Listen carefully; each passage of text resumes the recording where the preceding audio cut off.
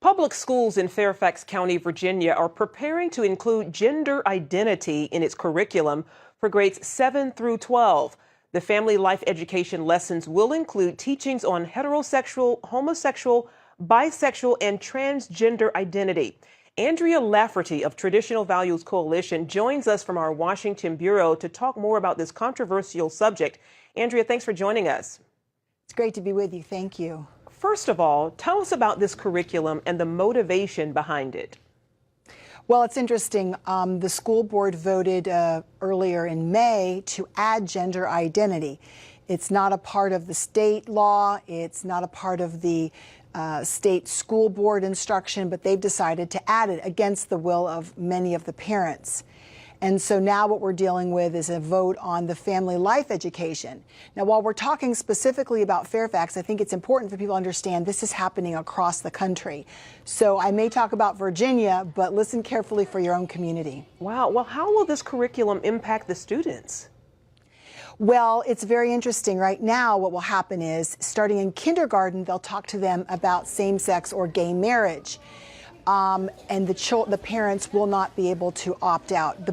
One of the big issues is in Virginia, parents can opt their children out of certain parts of the, quote, family life education. And so now what they're doing is they're trying to move parts of it from FLE, family life education, to health, which means the parents cannot opt their children out. And so we've been poring over the regulations and the information to see exactly what's happening.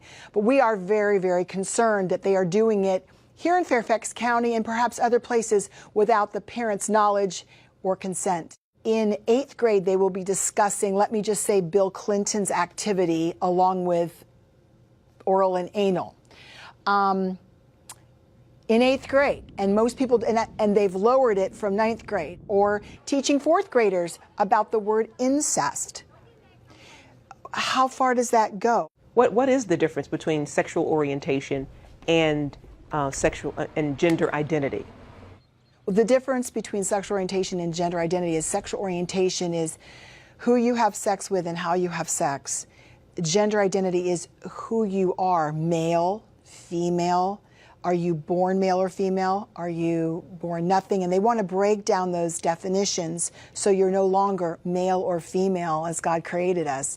You're one of 52, quote, genders, or one of 100 and something genders, depending on who you talk to. It is not clear, and it is not a part of our normal cultural discussion. I don't even think it's a part of discussion in France or other European countries.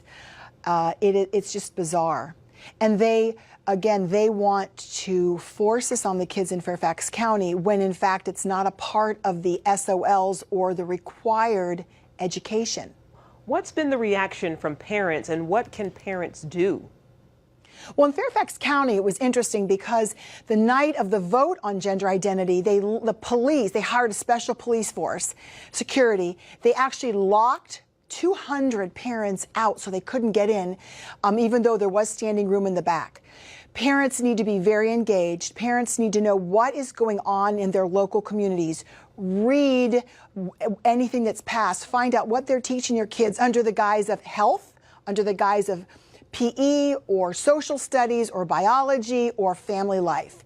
We're seeing just an onslaught. This thing is snowballing.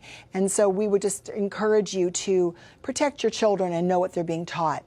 Has the Obama administration played any role in encouraging public schools to adopt this sort of curriculum? Well, that is another very good question. Actually, encourage isn't maybe the word.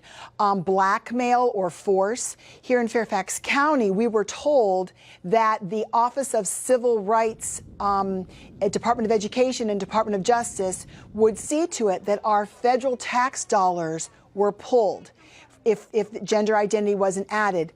What that means is those monies that are meant to help educate and provide for poor children that may be going without meals, that funding would be taken. So here we hear all this outcry about Republicans are, not looking out for kids, when in fact, when the president and his allies want to push this gender identity agenda, they don't care about poor children. Andrea Lafferty, thank you so much for taking the time to talk with us today. We really appreciate you joining us. Thank you.